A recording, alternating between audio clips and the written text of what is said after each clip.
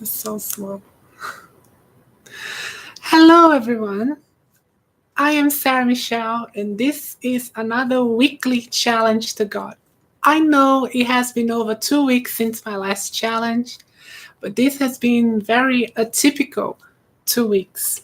And before I start, I want to welcome all of my new subscribers. Last I checked, the subscriber count is approaching 700 subscribers. So I am really, really happy to see this channel growing so fast. It was really unexpected. And thank you all for your support. I really, really appreciate it. Now, let's get to business. The challenge is on. Let's see if God is going to grace us with his omnipotent and benevolent presence during this live stream. You won't know because it doesn't exist. All right, so let's respond to one of the questions, that atheists are asked the most. What if I am wrong about God? The question, the Pascal's wager. What if I'm wrong? What if I am completely wrong about God? He exists, and I'm a fool. Well, if that is true, there is one general answer to that question, which is if I'm wrong, I'm wrong. I have no problem admitting that I'm wrong when I have sufficient evidence that convince me of my mistake.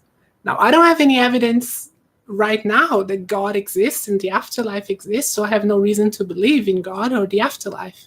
If I die and I find out that I'm actually not dead, that there is an afterlife, and I somehow am convinced that God exists, I will eat my metaphysical hat and admit that I'm wrong.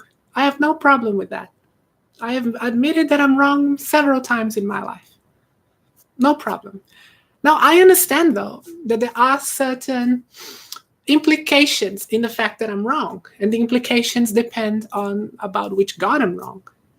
There are thousands of different gods. There are 1,000 different consequences about being wrong. So I will respond to 3 of them. I cannot respond to every God claim ever made, but I'll respond to 3 common ones. So what if I'm wrong about the deist God, the God of the Buddhists and the God of the Taoists, for example?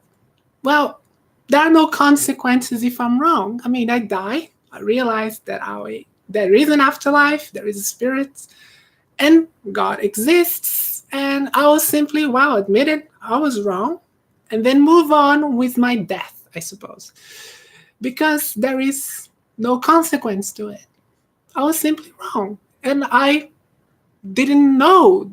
I had no idea that I was right. It was impossible for me to know that I could be wrong. And anyone who was right about that was right by accident. Another possibility is that I am wrong about the Greek gods. What if the Greek gods are real?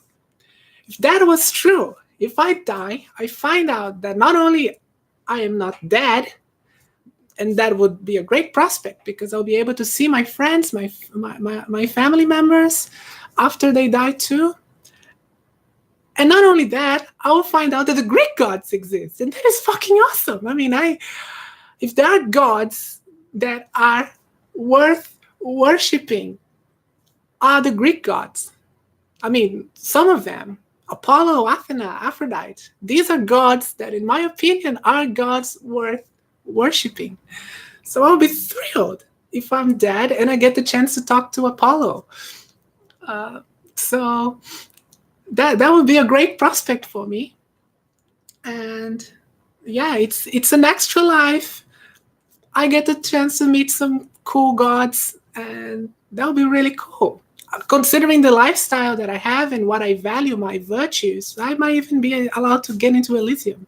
So that is not a prospect that I find terrifying at all. I think it's a great prospect.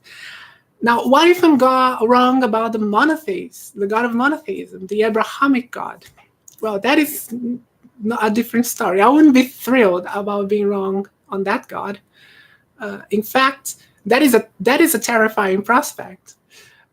Now, one thing, if I'm wrong about this God, I'll have to admit that I'm wrong. That is the first thing. I have no problem with that. But I will meet this God, and I'll have several questions for him. I really will. And he better answer them. I will demand him to answer me a number of questions before I even consider worshiping him. And if he refuses to answer me, if he decides to punish me for my blasphemy, for having the audacity to question him, I would still not worship him. I don't bow down to tyrants, no matter if they are the omnipotent creator of the universe. I don't care. If God doesn't give me reason to worship him, I will not, and I will not be forced into worship him. And if he decides to send me to hell for it, so be it. But makes no mistake, though, I will not spend eternity in pain and suffering.